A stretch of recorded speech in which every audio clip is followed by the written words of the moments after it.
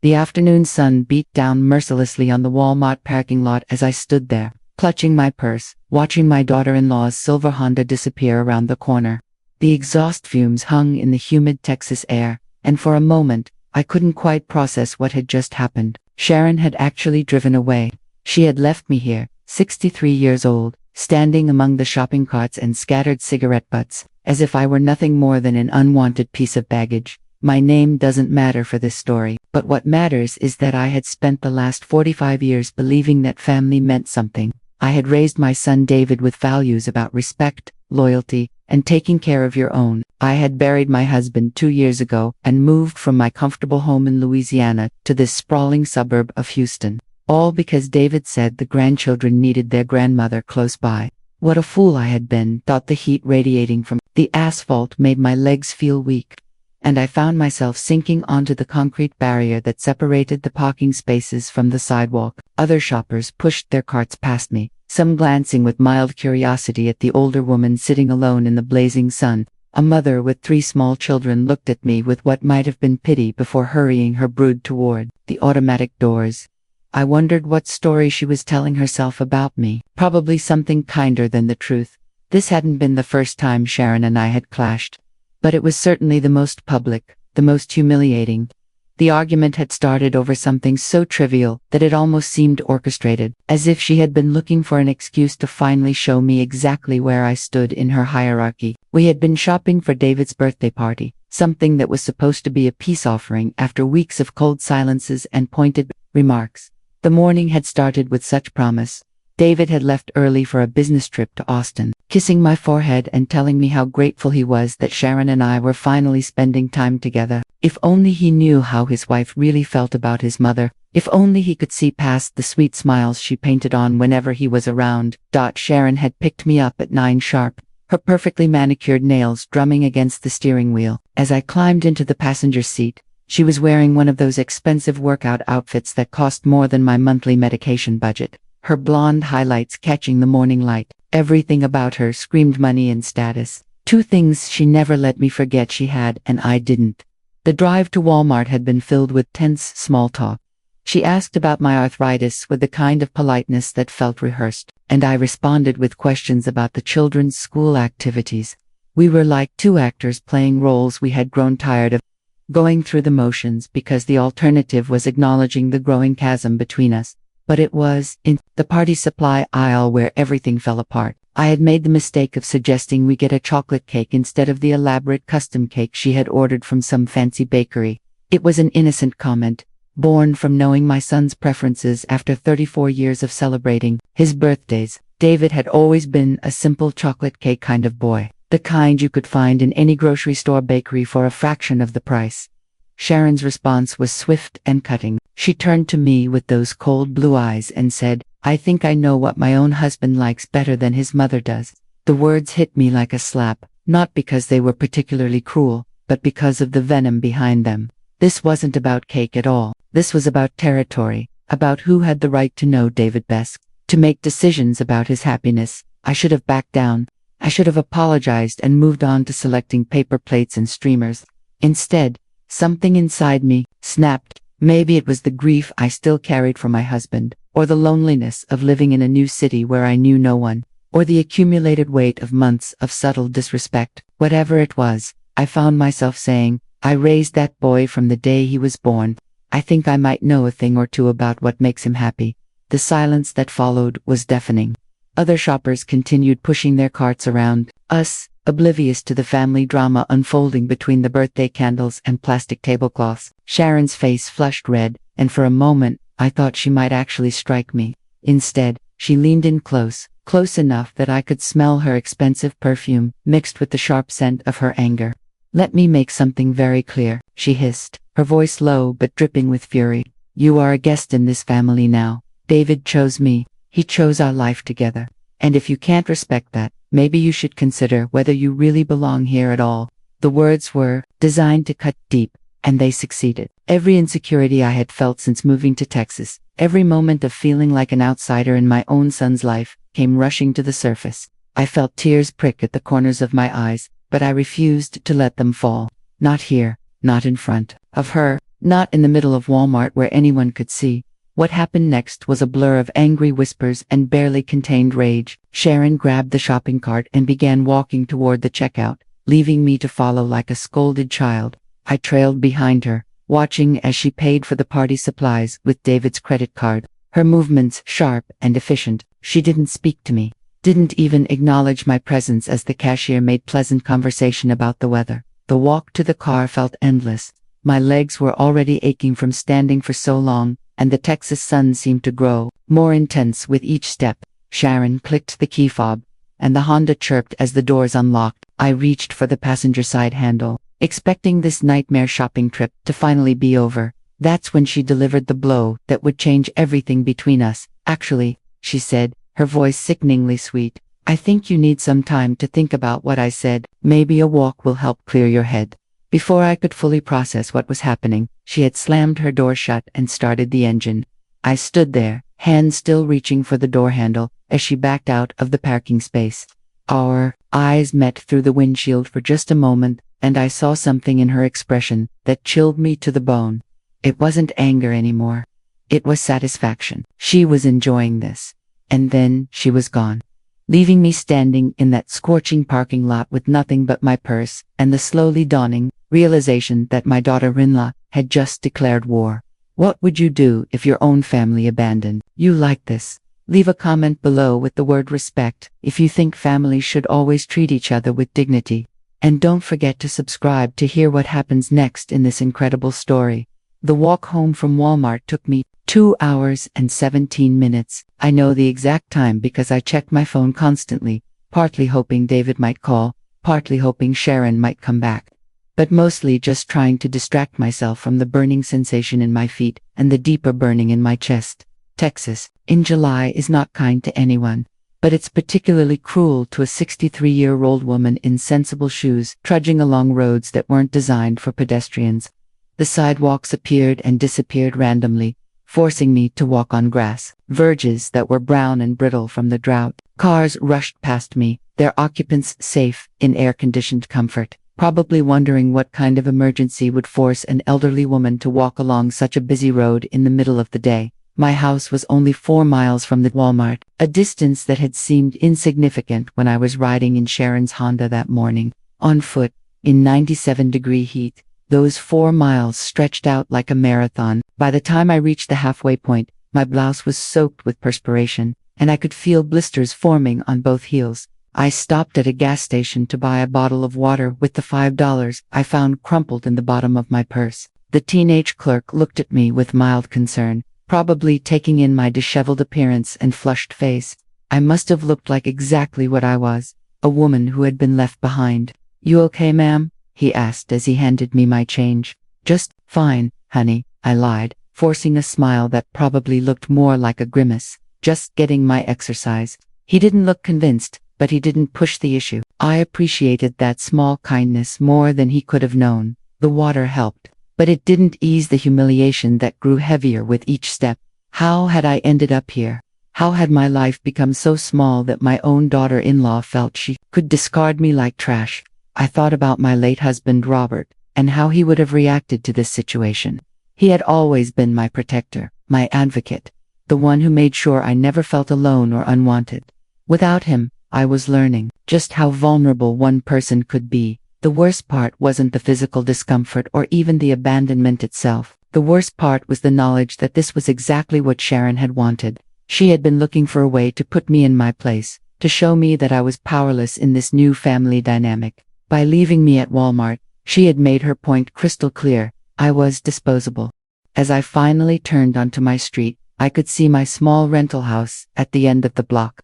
It was a modest 2-bedroom place, nothing like the sprawling suburban palace where David and Sharon lived with my grandchildren. I had chosen it specifically because it was close to their neighborhood, close enough that I could help with babysitting and school pickups and all the little things that grandmothers are supposed to do. Now, limping up my front walkway with my shoes in my hand and my pride in tatters, I wondered if I had made a terrible mistake in moving here at all. Inside my house, the air conditioning felt like a blessing from heaven. I collapsed onto my living room sofa, not caring that my sweaty clothes would probably leave marks on the fabric. My feet were screaming, my back ached, and my head was pounding from dehydration and stress. But underneath all the physical pain was something much worse. The growing certainty that my relationship with my son's family might never recover from this day. I must have fallen asleep on the couch, because the next thing I knew, my phone was ringing. The caller ID showed David's number, and for a moment, my heart leaped with hope. Maybe Sharon had told him what happened. Maybe he was calling to apologize, to make sure I was okay, to promise that nothing like this would ever happen again. "Hi, sweetheart," I answered, trying to keep my voice steady. "Hey, Mom." David's voice came through the speaker, and I could hear road noise in the background. He was still driving back from Austin.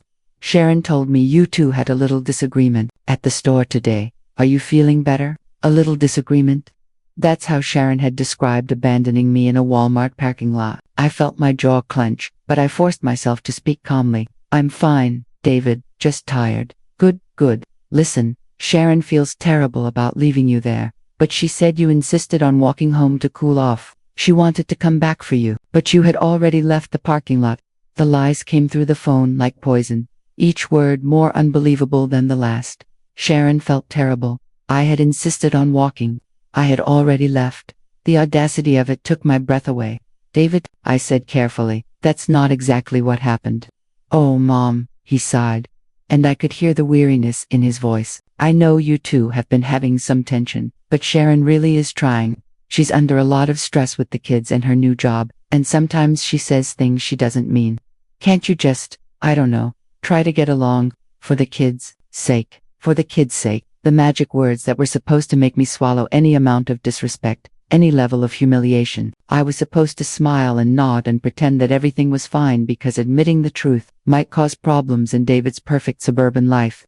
"Of course, sweetheart," I heard myself saying. "Everything's fine." But everything wasn't fine, and as I hung up the phone, I realized that it might never be fine again. Sharon had played her cards perfectly. She had humiliated me, lied about it, and positioned herself as the victim. And my son, my beloved son whom I had raised to be better than this, had chosen to believe her version of events without even questioning it. That night, I sat in my kitchen with a cup of tea and really looked at my life for the first time in months. I had moved to Texas to be closer to my grandchildren, but Sharon controlled my access to them.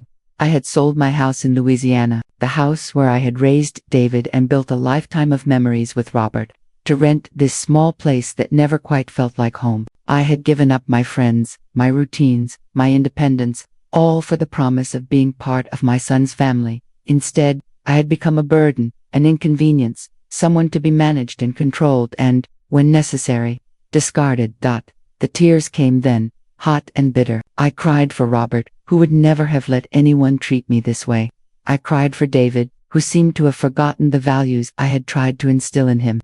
I cried for my grandchildren, who were learning that this was how families treat each other. But mostly, I cried for myself, for the woman I used to be before grief and loneliness had made me so desperate for connection that I had accepted unacceptable treatment. As the tears finally subsided, I felt something else begin to stir in my chest. It started small, like the ember of a dying fire that suddenly catches on a piece of dry kindling. It was anger, pure and righteous, but more than that, it was determination.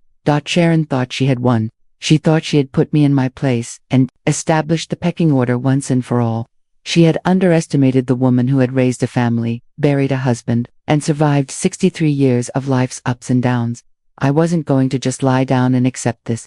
I wasn't going to smile and pretend everything was fine while my daughter-in-law treated me like garbage, and I certainly wasn't going to let her teach my grandchildren that this was how you treat people. You're supposed to love. By the time I went to bed that night, a plan was already beginning to form in my mind. It wasn't fully developed yet, but the seed was there, growing in the fertile soil of my wounded pride and righteous indignation. Sharon wanted to play games. Well, I had been playing the game of life a lot longer than she had, and I was about to teach her a lesson she would never forget.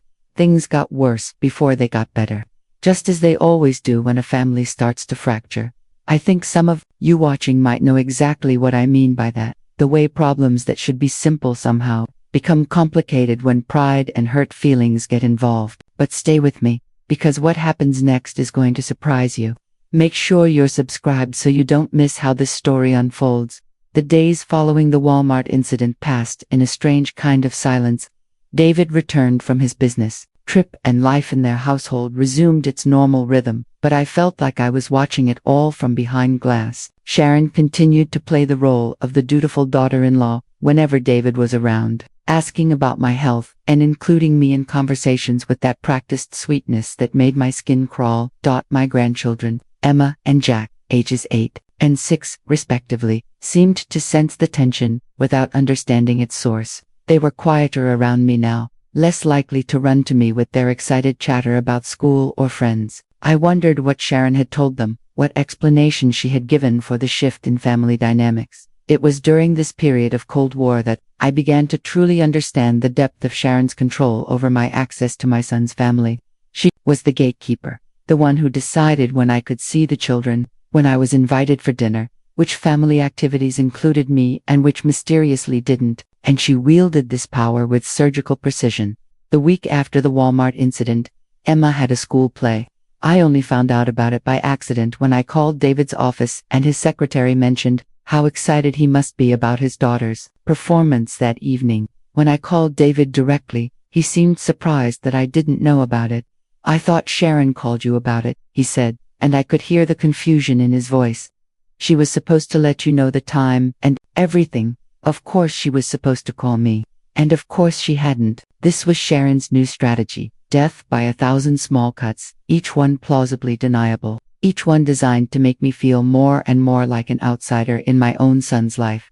I showed up to that school play anyway, finding a seat in the back of the auditorium and watching my granddaughter shine on stage. Emma spotted me during the curtain call, her face lighting up with genuine joy as she waved at me from the stage. It was a moment of pure happiness that made all the awkwardness and hurt feelings worth enduring. But Sharon's face when she saw me there told a different story. She looked genuinely shocked, as if she couldn't believe I had dared to show up to an event she had deliberately excluded me from. During the reception afterward, she stayed close to David and the children, creating a physical barrier between them and me.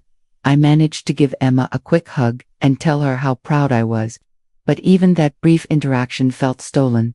The pattern continued over the following weeks. Birthday parties I wasn't told about until after they happened. Family dinners that were scheduled and then mysteriously canceled when I confirmed my attendance. Babysitting requests that were made and then withdrawn at the last minute because Sharon had found other arrangements. Each incident was small enough to be explained away as a misunderstanding or a scheduling conflict, but taken together, they painted a clear picture of systematic exclusion. Sharon was methodically erasing me from my son's family, and she was doing it in such a way that made it nearly impossible for me to complain without sounding petty or paranoid. The worst part was watching David navigate the growing tension without really understanding what was happening. He could sense that something was wrong between his wife and his mother, but Sharon was too clever to let him see the full extent of her campaign against me. Instead, she played the role of the peacemaker, the reasonable woman who was doing her best to include difficult old me in family activities. "Your mother seems so unhappy lately," she would say to David, always within my earshot. "I've tried everything I can think of to make her feel welcome, but nothing seems to work. Maybe she's having a harder time adjusting to Texas than we thought." It was masterful manipulation, really. Sharon was positioning my growing frustration and isolation as evidence of my own psychological problems rather than the natural result of her systematic mistreatment. And because David wanted to believe that his wife and his mother could somehow find a way to get along, he accepted her version of events. The breaking point came 3 weeks after the Walmart incident, at what should have been a joyful family gathering. It was Jack's 6th birthday party, and this time I had been invited though. Sharon made sure to mention several times that it was just a small family gathering and that I shouldn't feel obligated to bring an expensive gift. I arrived at their house with a carefully chosen present, a set of children's books that I had found at a local bookstore, each one inscribed with a personal note to Jack. They weren't expensive, but they were thoughtful, the kind of gift a grandmother gives when she wants to encourage her grandson's love of reading. The party was indeed small. Just the immediate family and Sharon's parents, who had driven down from Dallas for the occasion. I should have realized immediately that something was wrong when I saw Sharon's mother, Patricia, A woman who had never shown anything but polite indifference toward me in the past. But it was Sharon's father, Bill, who delivered the blow I should have seen coming. We were sitting on the back patio, watching the children play in the yard, when Bill turned to me with what I initially thought was friendly conversation. "So," he said, his voice carrying just a hint of steel beneath the folksy charm, "Sharon tells me you've been having some trouble adjusting to life here in Texas." I felt the familiar prickle of warning, the same sensation I had learned to recognize in the seconds before Sharon delivered one of her carefully crafted insults. "I'm adjusting just fine," I replied carefully. "That's good to hear," Bill continued, "because Sharon's been worried about you. She mentioned that you've been having some episodes lately, getting confused, forgetting conversations, that sort of thing. It's perfectly normal at your age, of course. My own mother went through something similar before we realized she needed more help than the family could provide." The words hit me like a physical blow. Episodes, confusion, needing more help than the family could provide. Sharon had been building a narrative about my mental health, laying the groundwork for what she clearly saw as the final solution to the problem of my presence in her family. I looked across the patio to where Sharon was helping Jack open his presents, her face a picture of maternal devotion. She caught my eye for just a moment, and I saw the small, satisfied smile that played at the corners of her mouth. She knew exactly what her father was saying to me, and she was enjoying every second of it. That night, lying in my bed and staring at the ceiling, I realized that Sharon's war against me had escalated beyond simple exclusion or humiliation. She was now trying to convince my son and his family that I was losing my mental faculties, that I was becoming a burden that needed to be managed rather than a grandmother who deserved respect and love. It was a diabolical strategy, because it was so difficult to defend against. How do you prove that you're not confused or forgetful? How do you fight accusations that are designed to make any defense sound like further evidence of the problem? But as I lay there, in the darkness, I realized that Sharon had made a critical mistake. In her eagerness to discredit me, she had underestimated my ability to think clearly and plan strategically. She thought she was dealing with a confused old woman who would eventually just give up and fade away. She was about to learn just how wrong she was. The idea came to me on a Tuesday morning while I was having my coffee and watching the local news. There was a story about a billboard campaign that had gone viral. Something about a man who had bought billboard space to propose to his girlfriend. The reporter mentioned how much attention the billboard had generated, how everyone in the city had been talking about it, how it had become a social media sensation. That's when it hit me like a bolt of lightning. A billboard, Sharon's greatest strength was her ability to control the narrative, to present herself as the reasonable, loving daughter-in-law, while painting me as the difficult, unstable mother-in-law. She could manipulate conversations, twist events, and manage the flow of information to her advantage because our conflicts always happened in private, within the family circle where her word carried more weight than mine. But a billboard, that was public, that was permanent, that was impossible to spin or deny or explain away. I spent the rest of that day researching billboard companies in the Houston area, learning about costs and locations and the process of getting a message displayed. It wasn't cheap. A month-long billboard rental would cost me nearly $2,000, money I really couldn't afford on my fixed income. But as I looked at my bank statements and calculated what I could scrape together, I realized that this wasn't about money anymore. This was about dignity. This was about truth. This was about making sure that Sharon's version of events wasn't the only one that got heard. The hardest part was deciding what the message should say. I went through dozens of possibilities, from long explanations to angry accusations to detailed accounts of Sharon's behavior. But the more I thought about it, the more I realized that the most powerful messages are often the simplest ones. The end. I settled on something that was both absolutely true and completely undeniable. "Sharon, thank you for leaving me at Walmart. It showed me who you really are." David's mom, it was perfect because it didn't make accusations that could be disputed or denied.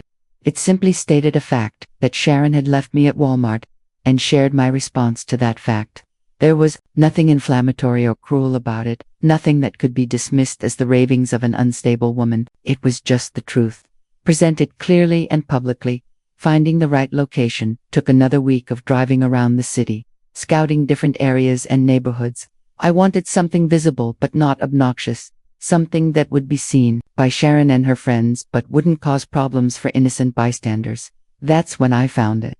A billboard space on the main road leading into Sharon's exclusive subdivision. It was positioned perfectly impossible to miss for anyone driving to or from the area, but not so prominent that it would disrupt the daily lives of strangers who had nothing to do with our family drama. The billboard company representative, a young man named Marcus, was professional but clearly curious about my unusual request. Most people want to advertise a business or promote an event, he said as we filled out the paperwork. This is different. Sometimes, I told him, the truth is the best advertisement of all. He didn't ask any more questions after that, but I could see the wheels turning in his head. By the time the billboard went up, he would probably have figured out the story behind it, and he would probably tell his coworkers, who would tell their friends, who would tell their neighbors. The message would spread organically, the way truth often does when it finally gets the chance. The billboard was scheduled to go live on a Monday morning. I had specifically chosen that date because I knew Sharon had a weekly coffee date with her neighborhood friends every Monday. A group of women who prided themselves on knowing everyone's business and sharing it freely. They drove right past that billboard location every week on their way to their favorite cafe the night before the billboard was supposed to appear. I barely slept. I kept thinking about Sharon's reaction, about David's phone calls, about the chaos that was about to unfold. Part of me wondered if I was making a terrible mistake, if this public confrontation would only make things worse for everyone involved. But then I remembered the feeling of standing in that Walmart parking lot, watching Sharon drive away with that satisfied smirk on her face. I remembered all the small humiliations, all the systematic exclusions, all the lies she had told about me to my own son. And I remembered Bill's words about episodes and confusion, and the clear implication that I was becoming a burden that needed to be managed. No, I wasn't making a mistake. I was finally, after months of accepting unacceptable treatment, standing up for myself. I was refusing to be silent while someone tried to erase me from my own family. Monday morning arrived, gray and drizzly. Typical Houston weather that matched my nervous mood. I made my coffee and sat by my kitchen window, watching the clock and imagining Sharon getting ready for her weekly coffee date. She would leave her house at exactly 9:30, the way she always did, driving her silver Honda down the main road toward the shopping center where she and her friends gathered to dissect the week's gossip. At 10:15, my phone rang. I looked at the caller ID and smiled for the first time in weeks. It was Sharon. I let it ring 4 times before I answered, keeping my voice calm and pleasant. Hello. The voice that came through the speaker was nothing like the controlled, saccharine tone Sharon usually used with me. This voice was raw with fury, shaking with disbelief. What the hell do you think you're doing? I'm sorry, I said, genuinely confused by her reaction. What do you mean? The billboard, she screamed loud enough that I had to hold the phone away from my ear. The goddamn billboard with my name on it. Are you out of your mind? Oh, I said, as if I had just remembered that I wasn't sure if you'd seen it yet. The silence that followed was so complete that I wondered if she had hung up. Then, when she spoke again, her voice was low and dangerous in a way I had never heard before. Take it down, right now. Take it down or I will make your life hell. I'm afraid I can't do that, I replied, my own voice growing stronger with each word. I paid for a month, and I intend to get my money's worth. You crazy old bitch, Sharon hissed. David is going to hear about this. Everyone is going to hear about this. You just destroyed any chance you had of being part of this family, Sharon, I said, and for the first time in months, I felt completely calm, completely in control. I'm already not part of this family. You made sure of that. The billboard isn't destroying anything. It's just making visible what you've been doing in private all along. She hung up on me then, but I didn't mind. I had said what I needed to say, and more importantly, I had heard what I needed to hear. The fury in Sharon's voice, the panic, the desperate threats, they told me everything I needed to know about how effective my billboard was going to be. Within an hour, my phone was ringing again. This time, it was David, and I could hear the stress in his voice from the first word. Mom, what's going on? Sharon is hysterical. She says you put up some kind of billboard about her. I did, I said simply. Would you like to know what it says? There was a pause, and I could picture David running his hands through his hair the way he used to do as a child when he was trying to process something difficult. Mom, this is ... this is really public. Really embarrassing. Couldn't you have just talked to us about whatever's bothering you? I tried that, sweetheart, I said gently. But somehow my version of events never seemed to be the one that got heard. What version of events? What are you talking about? So I told him everything. The systematic exclusions, the lies, the manipulation, the campaign to convince everyone that I was losing my mental faculties. I told him about the Walmart incident, the real version, not Sharon's sanitized account. I told him about missing Emma's school play, about the canceled dinners, about his father-in-law's thinly veiled suggestions that I needed more help than the family could provide. David listened in silence, and when I was finished, the pause stretched so long that I wondered if he was still there. "Mom," he finally said, his voice very quiet, "why didn't you tell me all this before? Would you have believed me?" Another pause. I don't know. Maybe I should have. God, Mom, I'm so sorry. I'm not looking for apologies, David. I just want you to understand why I did what I did. Your wife left me in a Walmart parking lot like I was garbage. She's been trying to push me out of your family ever since I moved here.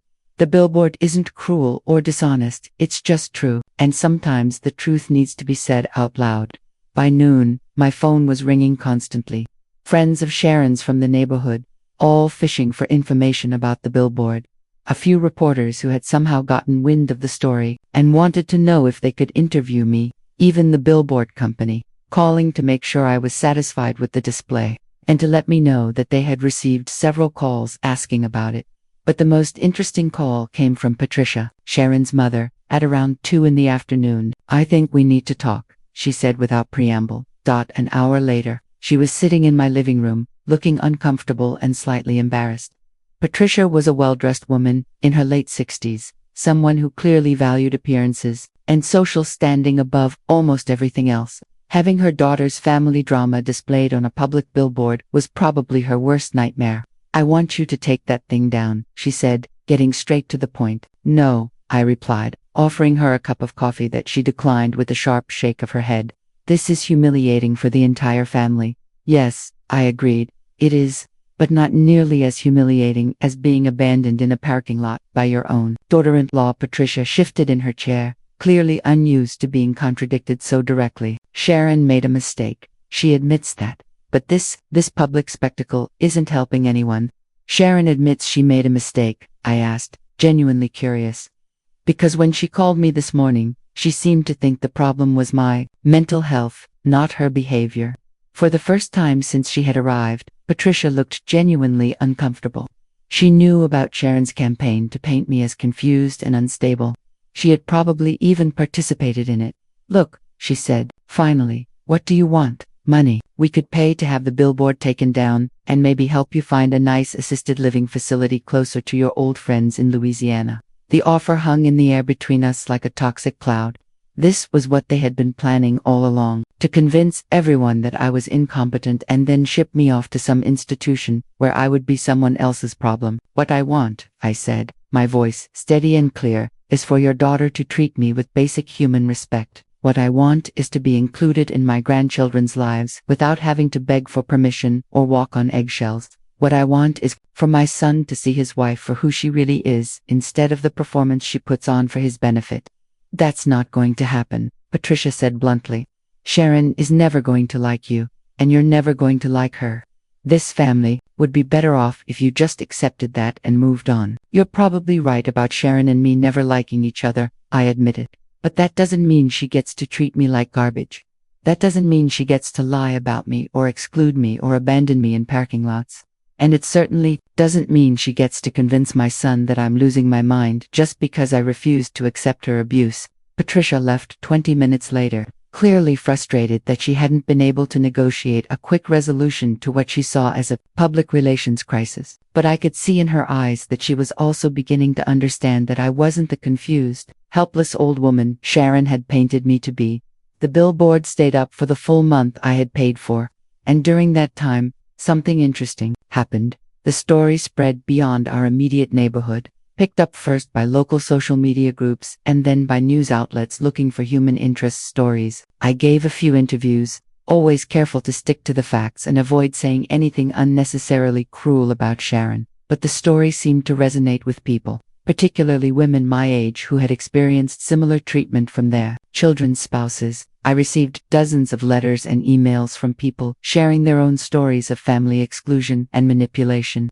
Many of them thanked me for having the courage to speak up publicly about something that usually happened behind closed doors. The attention wasn't all positive, of course. Some people thought the billboard was petty or vindictive, a private family matter that should have stayed private, but even the critics seemed to understand the frustration that had driven me to such a public display. As one newspaper columnist wrote, "While we might question the method, it's hard to argue with the message. Family relationships should be built on respect, not power games." Sharon, meanwhile, was experiencing her own kind of reckoning. Her carefully constructed image as the perfect suburban wife and mother was crumbling under the weight of public scrutiny. Her friends were asking uncomfortable questions. Her neighbors were looking at her differently, and her own family was beginning to see cracks in the narrative she had worked so hard to maintain. The turning point came 3 weeks into the billboard's run, during what was supposed to be a quiet family dinner at David and Sharon's house. I had been invited, actually invited, not just grudgingly included, and for the first time in months, the atmosphere felt almost normal. Emma and Jack chattered about their school activities. David asked about my week, and Sharon managed to be polite without the underlying current of hostility that usually marked our interactions. But as we were clearing the dinner dishes, Jack looked up at me with the innocent curiosity that only children possess and asked, "Grandma, why is your name on that big sign on the road?" The silence that followed was deafening. David's fork clattered against his plate. Sharon's face went white, and I realized that despite all the adult conversations and damage control efforts, no one had actually explained the billboard to the children. "Well," I said carefully, sitting back down so I could look Jack in the eye, "sometimes grown-ups have disagreements, and sometimes those disagreements need to be talked about in a public way so that everyone can understand what really happened." "What kind of disagreement?" Emma asked, her 8-year-old instincts picking up on the tension in the room. I looked at David and Sharon, giving them a chance to handle this themselves, but they both seemed frozen. So I took a deep breath and chose my words carefully. "Your mom left me at the store one day and didn't come back to get me," I said. "It hurt my feelings very much, and I wanted people to know that it happened so they would understand why I was sad." "Mom left you at the store?" Jack asked, his young face scrunched up in confusion. "But that's not very nice." "No, sweetheart, it's not very nice at all." Emma turned to look at her mother, her expression serious in the way that children's expressions become when they realize that the adults in their lives aren't as perfect as they seemed. "Why did you leave Grandma at the store, Mom?" Sharon opened her mouth but no words came out. For the first time since I had known her, she seemed completely at a loss for how to handle a situation. How do you explain to a child that you abandoned their grandmother out of spite? How do you justify behavior that even an 8-year-old can recognize as wrong? "It was a misunderstanding," David said finally, stepping in to fill the uncomfortable silence. "Sometimes adults make mistakes, and we have to find ways to fix them." "Are you going to fix it?" Emma asked, looking between her parents and me. "Yes," David said, his voice firm with newfound resolve. "We're going to fix it." That conversation marked the beginning of real change in our family dynamics. David finally understood that he couldn't remain neutral in a conflict where one side was systematically mistreating the other. Sharon, faced with the uncomfortable reality of having to explain her behavior to her own children, began to realize that her campaign against me had consequences she hadn't considered. The apology, when it finally came, wasn't the tearful, dramatic scene I might have expected. Instead, Sharon called me on a Thursday afternoon, her voice quiet and subdued. "I want the billboard to come down," she said without preamble. "It comes down next week when the rental period expires," I replied, "not a day sooner." I know I haven't treated you well," she continued, the words coming slowly as if each one was difficult to say. "I was jealous, I guess, jealous of how close you and David are, jealous of how the kids light up when they see you. I felt like you were judging everything I did, like nothing I could do would ever be good enough for David's mother. So you decided to push me out instead of trying to build a relationship with me." "Yes, and I was wrong to do that. I was wrong to leave you at Walmart, wrong to exclude you from family events, wrong to let my father say those things about your mental health." The apology wasn't perfect, but it was honest. And more importantly, it was followed by actions. Sharon began including me in family activities without being prompted by David. She started asking my opinion on things related to the children. She even invited me to go shopping with her, though we both agreed that Walmart was probably off limits for the foreseeable future. The billboard came down as scheduled, but its impact lasted long after the message disappeared from view. Our family had been forced to confront some uncomfortable truths about how we treated each other, and while the healing process wasn't always smooth, it was genuine. Emma and Jack, with the resilience of children, adapted quickly to the new family dynamic. They seemed relieved that the tension between the adults had eased, and they began spending more time with me without the subtle discouragement they had felt before. Jack started asking me to read him stories, the same way his father had when he was little. Emma began confiding in me about school problems and friend drama, treating me like the ally I had always wanted to be. David, perhaps feeling guilty about how long it had taken him to recognize what was happening, made an extra effort to include me in family decisions and activities. He started calling me more often, just to check in and make sure I was doing okay, and for the first time since I had moved to Texas, I felt like I really was part of his family, not just a tolerated outsider. The changes weren't just limited to our immediate family either. The story of the billboard had resonated with so many people that I began receiving invitations to speak at senior centers and community groups about advocating for yourself in difficult family situations. I discovered that I had a talent for public speaking, and more importantly, a message that people needed to hear. Family relationships require mutual respect. I would tell audiences, being related to someone doesn't give them permission to treat you poorly.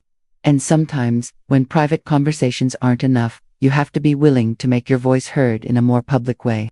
6 months after the billboard came down, I was having coffee with Sharon at a little cafe near her house. It wasn't a friendship exactly, but it was something more honest than what we had pretended before. We were two women who would probably never be best friends, but had learned to coexist with mutual respect. I still can't believe you actually did it, Sharon said, stirring sugar into her latte. The billboard, I mean.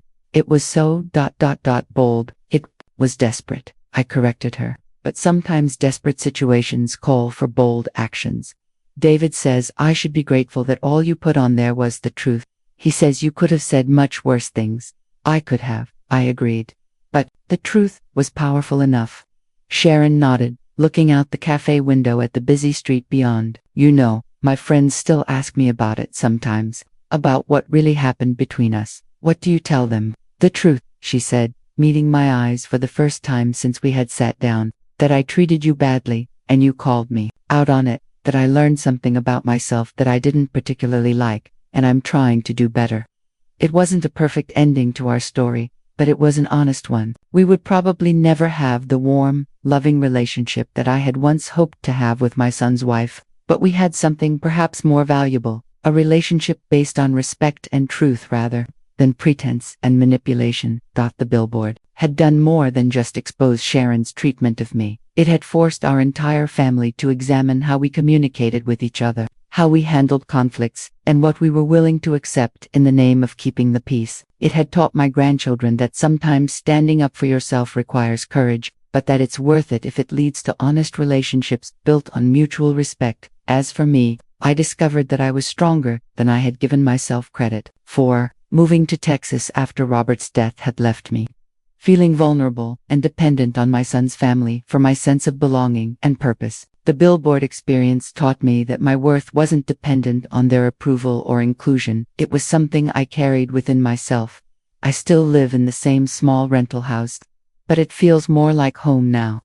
I've made friends in the community, joined a book club, and started volunteering at the local literacy center. My life isn't centered entirely around my son's family anymore, which paradoxically has made my relationship with them stronger and healthier. The billboard space, where my message once stood, now advertises a local restaurant, and sometimes when I drive past it, I smile, remembering the 28 days when my truth was displayed for everyone to see. Those 28 days changed everything, not because they destroyed my relationship with Sharon, but because they forced us to build a new one based on honesty instead of pretense.